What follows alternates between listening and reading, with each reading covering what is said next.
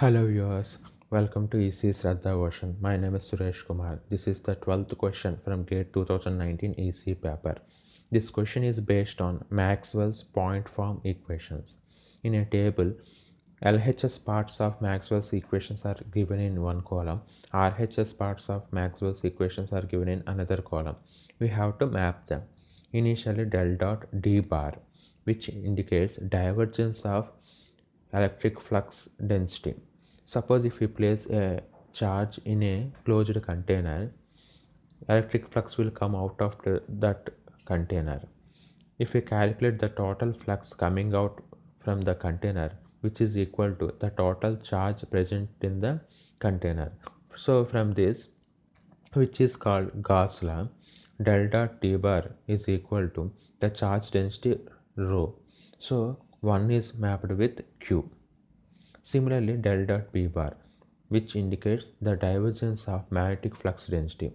Suppose if we place a magnet in a closed container, the total flux coming out from the container is equal to 0.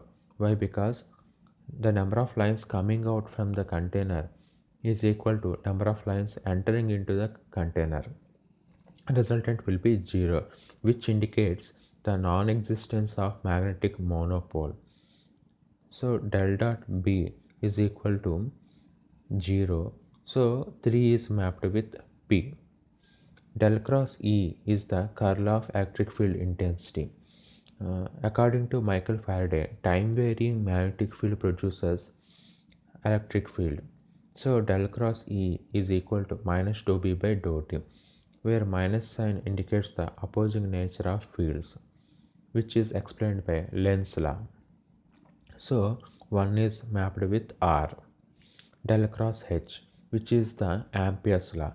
Suppose if we apply curl to the closed current carrying conductor, which gives the total current, that is current density J plus displacement current density dou D by dou T.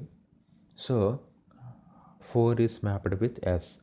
Among these 4 options, option B is the correct answer. Thank you.